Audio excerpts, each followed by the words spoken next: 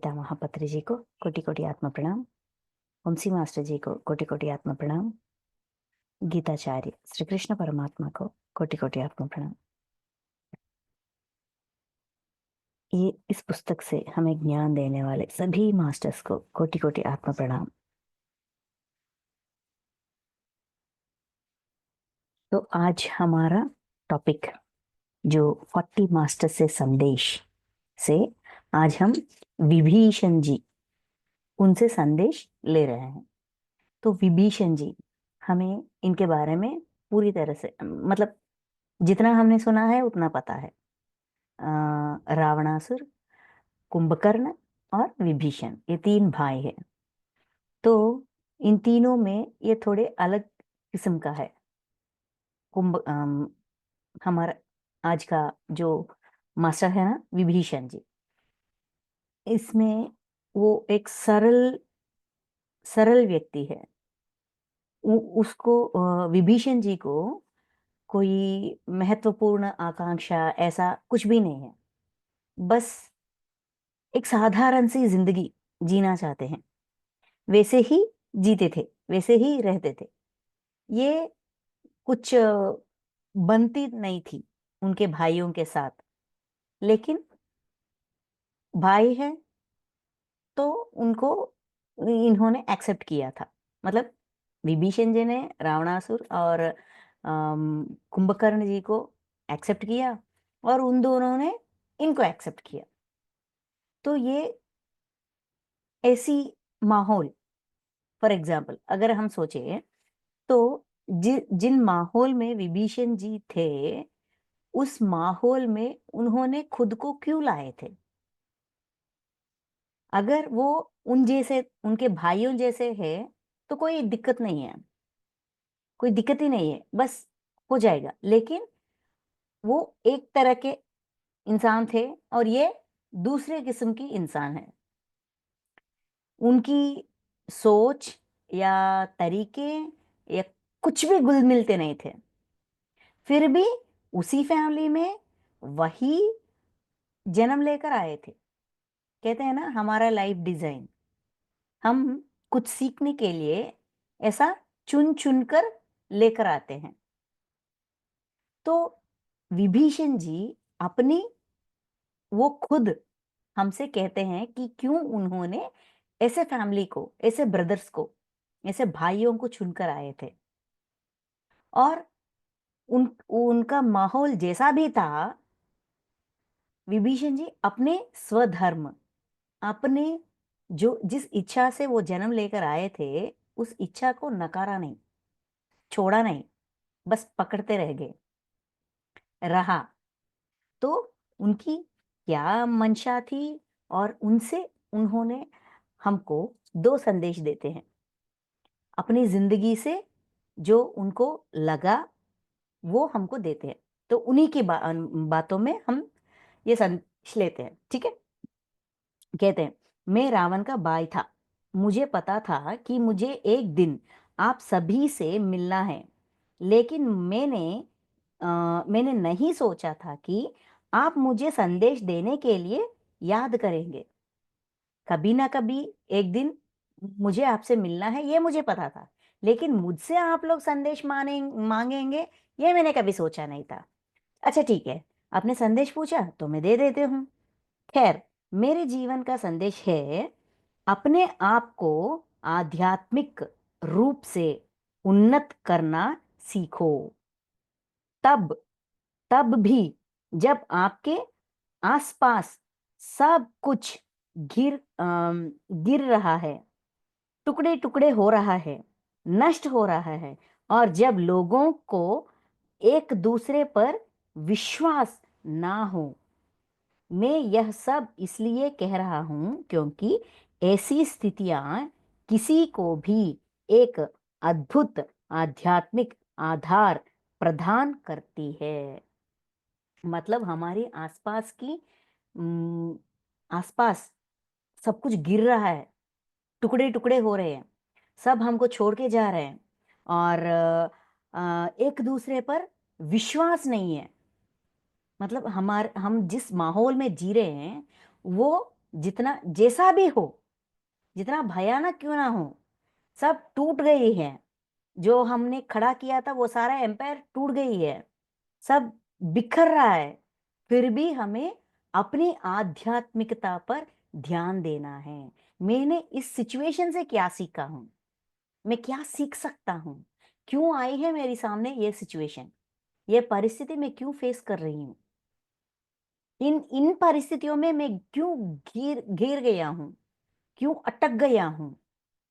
ऐसा हमेशा हमारी दृष्टि हमारी लर्निंग पर होनी चाहिए। ये उनका पहला संदेश है। क्यों, उसका समाधान भी दे, मतलब रीजन।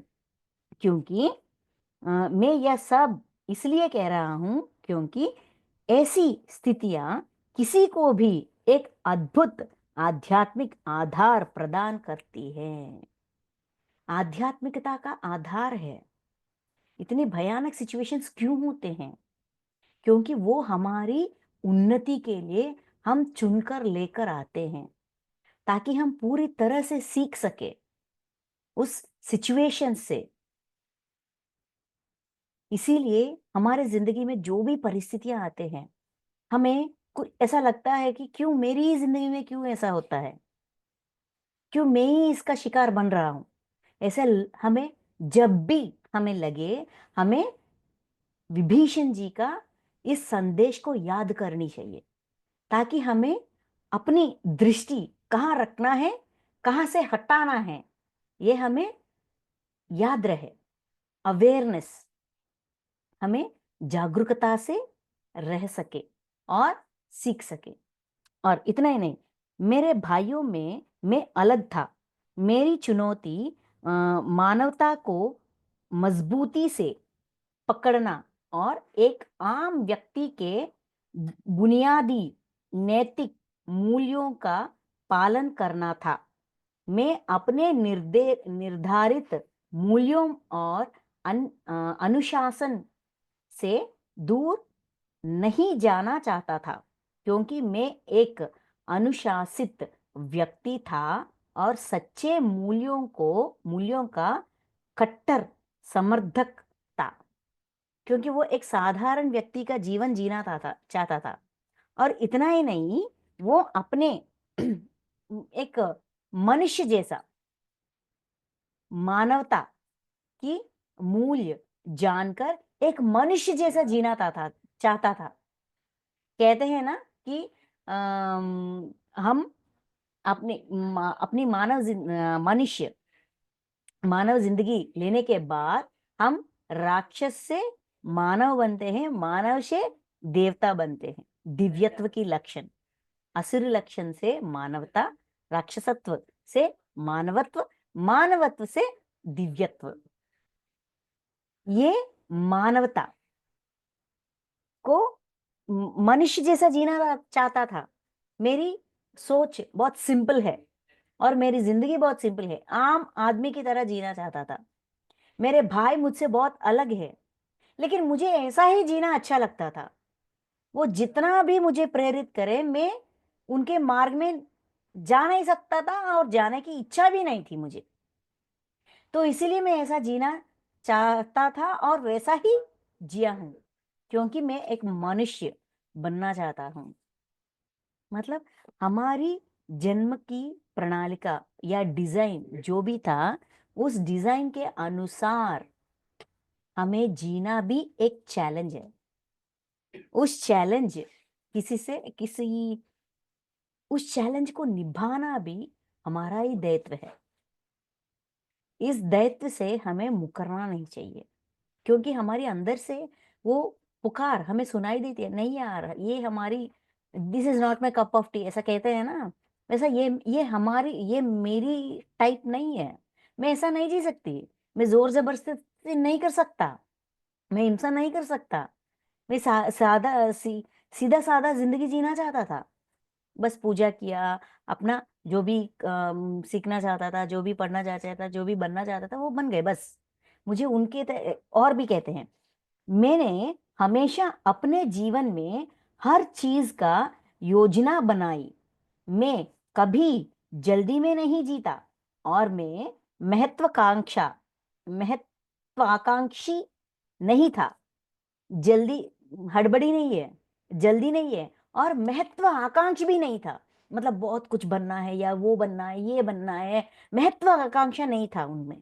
बस सादा सीधा सी जिंदगी वो चल रही है, ऐसा उनकी भावना थी। उनकी स्वधर्म, मतलब उनकी क्या कहते हैं, आइडेंटिटी, उनकी कैरेक्टर ऐसी थी, वो वैसा ही रह गए।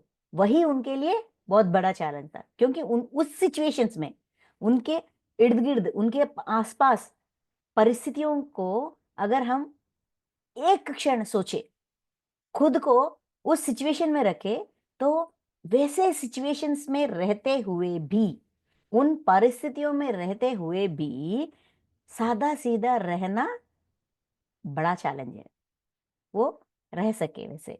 क्योंकि इन दो बिंदुओं ने मुझे आध्यात्मिक रूप से बढ़ने में मदद की। उन्होंने अपनी जिंदगी में दो नियमों को पालन किया, सादा सीधा रहना है, और जैसा भी परिस्थिति हो, मेरी दृष्टि अपनी आध्यात्मिकता पर, खुद को परखने पर, खुद को चेक करने पर।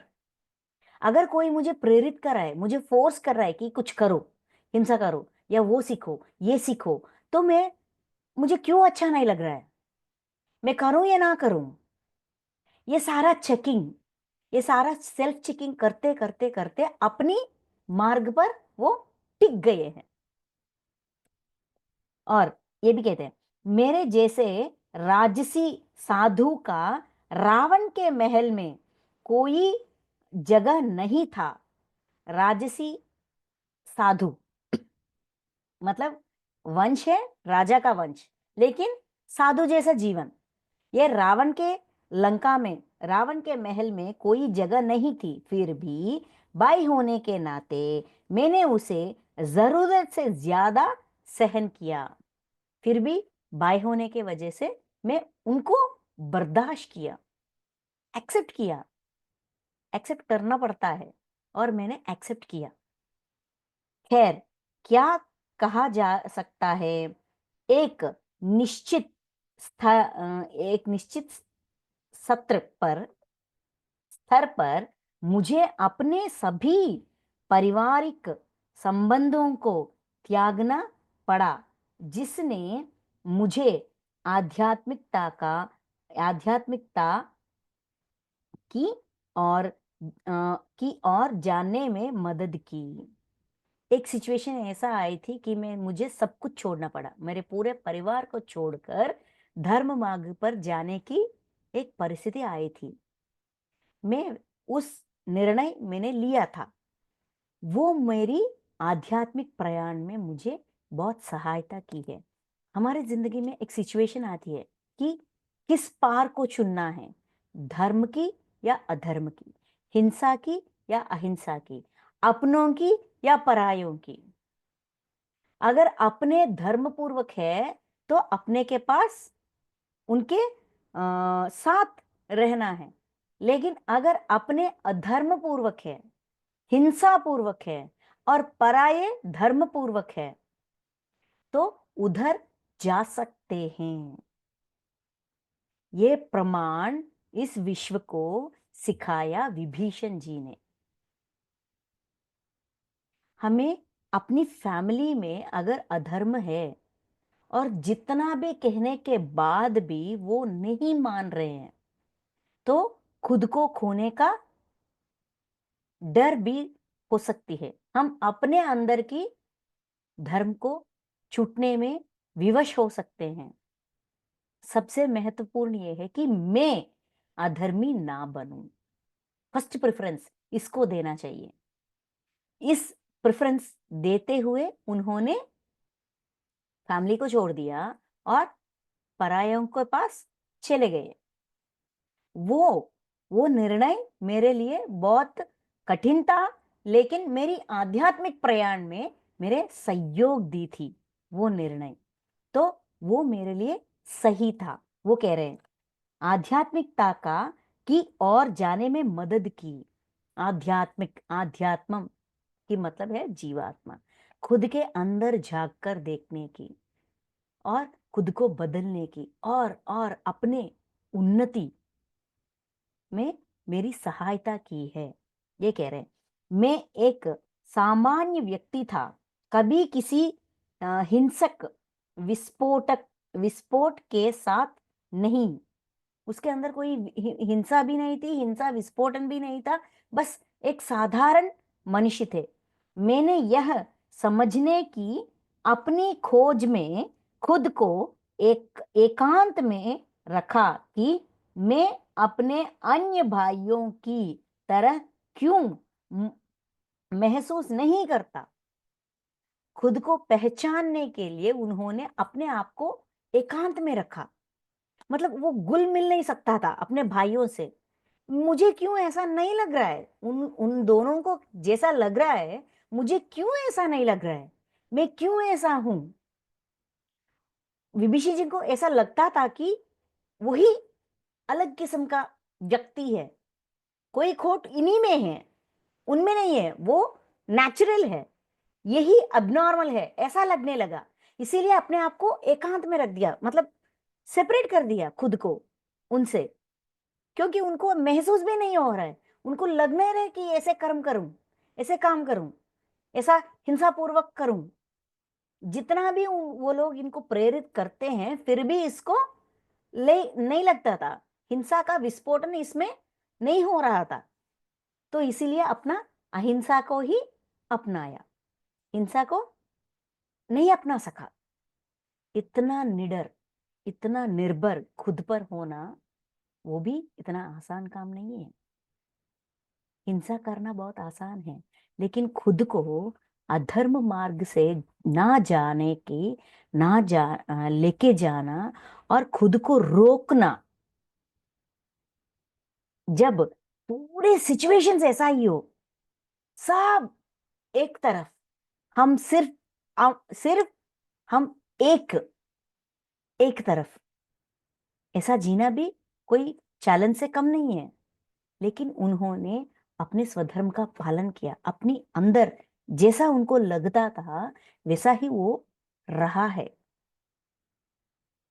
अपने आप को नकारा नहीं, बस सोच रहा था मैं क्यों ऐसा हूं। ऐसी विश्लेषण खुद के ऊपर, ऐसा विश्लेषण हो रहा था। ये सारा चेकिंग, ये सारा चेकिंग उनको अपने अंदर, बाह्य प्रपंच को बहुत देख लिया, अपने अंदर, खुद के अंदर वो क्या है, वो कैसे है, ऐसा आध्यात्मिक जर्नी शुरू हुआ था। मैंने यह समझने की अपनी खोज में खुद को एकांत में रखा कि मैं अपने अन्य भाइयों की तरह क्यों महसूस नहीं करता। और देखे कि मैं आज कहाँ हूं। जवाब बाकी दूसरी तरफ है। आज मैं दूसरी तरफ हूं। मतलब वो विभीषण जी भी एक चिरंजीवी है ना, मतलब वही शरीर से अब तक वो जी रहे हैं, अभी भी वो जिंदा है। अपने खुद के खोज में हम खुद को, खुद के उद्धार में कितना भी समय चाहिए, विश्व हमको उतना समय देती है, उतनी चांसेस देती है। तो मैं यहाँ दूसरों को, मतलब अच्छा अब तक आप हो, ठीक है, तो क्या कर रहे हो।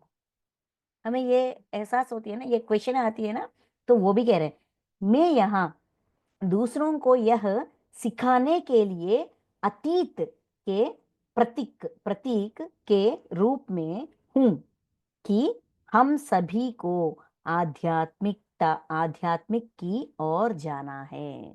सबको ये सिखाते हैं, खुद के अंदर झांको, अपनी उद्धार खुद करो, कर सकते हो, सबको मुमकिन है।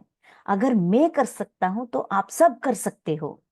ऐसा सबको मोटिवेट कर रहे हैं, सबको अपनी आध्यात्मिक जर्नी पर जाने के लिए मोटिवेट कर रहे हैं। हम सभी भौतिकवाद के अ, भौतिकवाद के शिकार हो होंगे जो कि होंगे जो कि एक बुलबुले के अलावा और कुछ नहीं है, जो किसी भी क्षण टूट जाएगा। हम सिर्फ अपनी भौतिक जिंदगी ये सब कुछ है ऐसा समझते हैं, वही सब कुछ समझते हैं, लेकिन वो कभी भी टूटने वाली एक बुलबुले है, लाइक जैसे बॉल जैसा, या क्या कहते हैं ना, कभी भी टूट सकता है। ये भौतिक शरीर, ये भौतिक जिंदगी कभी भी टूट सकता है। ये भावना भी इधर उधर हो सकती है, टूट सकती है, लेकिन इसीलिए हमें अपनी आध्यात्मिकता पर अपनी दृष्टि रखनी है। इसीलिए हम ध्यान कर रहे हैं।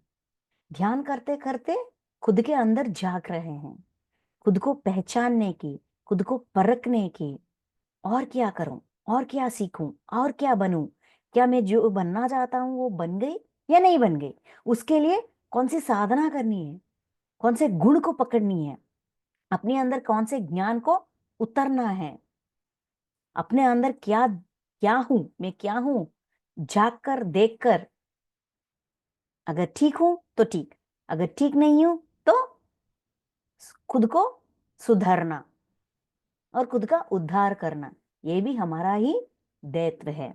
तो आपकी पीढ़ी जिस वर्तमान स्थिति और विश्व संकट का सामना कर रही है, वह अपनी कल्पना से अधिक अ, खराब है।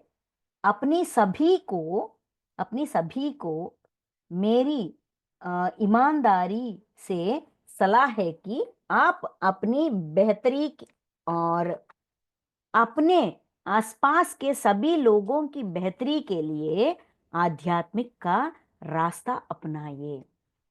हमारे आसपास जो परिस्थितियां हैं, ये शिफ्ट, ये डायमेंशन चेंज, शिफ्ट चेंज, ये एक्सेस चेंज, ये सब कुछ जो है ना, वो बहुत जितना हम सोच रहे हैं उससे भी बहुत भयानक है, बहुत टफ टास्क है। इसीलिए खुद की भलाई के लिए, हमारे आसपास जो भी लोग हैं उनके भलाई के लिए हमें आध्यात्मिकता को अपनाना ही चाहिए, छोड़ना नहीं चाहिए।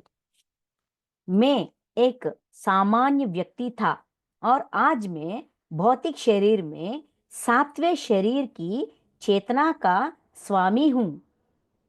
थोड़े और सच्चे थोड़े और सच्चे प्रयास से आप भी कुछ ही समय में मेरे स्तर तक पहुंच सकते हैं। मतलब सेवेंथ बॉडी मतलब विश्वमय कोश, निर्वाणमय कोश। निर्वाणमय कोश की स्थिति में है, मतलब वो विश्व से पूरी तरह से जुड़ गए हैं। शरीर हमारा जो सेवेंथ बॉडीज है ना, सेवेंथ बॉडी इज निर्वाणमय कोश। उस स्थिति तक मैं पहुंच गया हूं। अगर आप लोग भी थोड़ी सी श्रद्धा, थोड़ी सी समय खुद को दे सकते हैं तो बहुत आसानी से इस स्थिति तक पहुंच सकते हैं। यह मुमकिन है। विभीषण जी अपने अनुभव हमारे साथ बांटकर हमें प्रेरित कर रहे हैं कि अपनी साधना में लगे रहो, खुद को परखो, खुद को जागो, खुद के अंदर जागो। जितना बदलना चाहते हो, बदलाव के लिए जितने भी सीढ़ियां हैं, सब सीढ़ियां एक एक करके ऊपर जाते रहो, रुकना नहीं। हमेशा अपनी काम से काम रखकर, हमारी आसपास की जो भी परिस्थितियां जितने भी गंभीर हो, जितने भी टूट रहे हैं, सब बदल रहे हैं, फिर भी खुद को मत छोड़ना, खुद की लर्निंग कभी मत छोड़ना। ये सलाह दे रहे हैं मास्टर्स, हमें ये सलाह दे रहे हैं विभीषण जी। उनको अनंत कोटि आत्मा प्रणाम। इतनी छोटी छोटी सी सलाह जो हमारी आध्यात्मिक प्रयाण को बहुत आगे लेकर जा सकती है। हमें ये सारे मास्टर्स के दिए गए संदेशों को पूरी तरह से सीखना चाहिए, पकड़ना चाहिए, अपनी जिंदगी में अप्लाई करनी चाहिए। ऐसा स्थितियां, ऐसे परिस्थितियां हमें हमेशा आते हैं, हम फेस करते हैं। जब हमें इस परिस्थितियों से गुजरते हैं, हमें इन मास्टर्स के बातें याद आएंगे, याद रखेंगे, तो उन परिस्थितियों से तैरना, उन परिस्थितियों से बाहर आना हमारे लिए आसान बन जाएगी। तो इनकी प्रेरणा से हम और सीखेंगे। ठीक है masters, thank you so much.